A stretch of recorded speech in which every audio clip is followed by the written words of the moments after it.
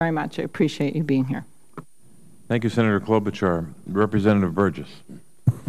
Thank you, Mr. Chairman. Just picking up on what Senator Klobuchar just said, a brief commercial. The Food and Drug Administration is undergoing a reauthorization process next year. It'll be tough because it's a political year as well, but this is absolutely critical. Our ability for the approval of new medical devices is something where we're severely insufficient in this country. We're driving that business overseas, that investment overseas. At the same time, under the Affordable Care Act, we're going to be taxing that segment of our intellectual capital, and I just think it's unconscionable the way we've behaved. We hear a lot of talk about the $1 trillion sitting on the sidelines, that corporations have $1 trillion that they're just waiting to see what's going to happen. Is that accurate? I think it's more than that. I think it's more like $2 trillion. And what is it that they're waiting to see? Well, partly it's liquidity preference from the crisis, you know, where they want to make sure they have enough cash on hand in case there are more financial issues. But more generally, I think— So are those capital requirements that you have imposed? Or I'm talking now about corporations, not about banks. Okay.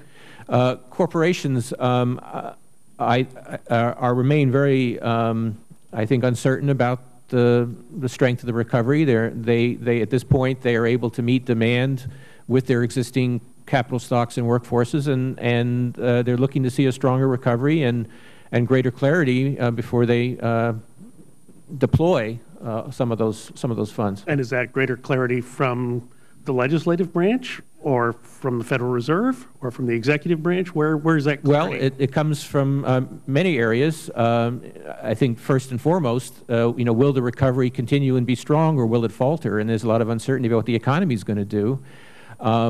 Certainly, policy uncertainty is an important issue. As far as the Federal Reserve is concerned, we in our regulatory efforts are doing our best to move as quickly as possible to to provide clarity about the regulatory framework that we're responsible for. Sure. Do you think tax policy influences it?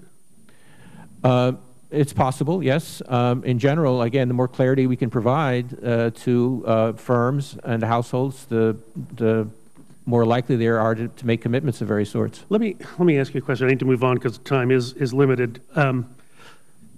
Do you think that the actions that have been taken in the last 3 years have prevented a recurrence of the events that we saw in September of 2008?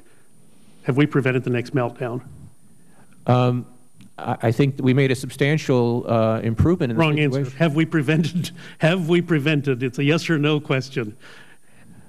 If we had not taken those actions, we wouldn't have had to prevent, because we would have had a collapse. Let me ask you this. A lot of people talk about the reinstitution of Glass-Steagall. You mentioned moral hazard.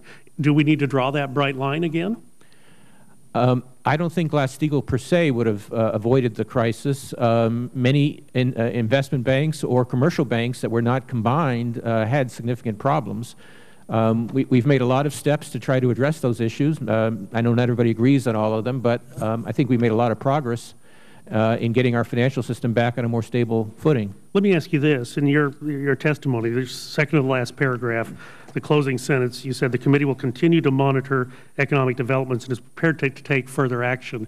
Do you have other arrows in your quiver at this point? Have most of them already been used? Is the only arrow you have left the printing press? Well, the basic tool that the Federal Reserve has is operations in the open market that may or may not increase the money supply. But the attempts to reduce interest rates and to create more financial accommodation, we do have tools, but obviously we want to evaluate the costs and the benefits of any decisions we take, and we want to make sure that the economy is getting the appropriate amount of stimulus from us. So the answer to that question is the printing press may be the only arrow left in your quiver? Well, the printing press, I think that's a rather unfair characterization. The printing press literally is not actually involved. I mean, what we're doing right now, for example, is selling short-term securities and buying long-term securities. We're not changing the size of our balance sheet, and we're not changing the size of the money supply in any significant way. As long as it works. Let me just ask you something unrelated, because my time's running out.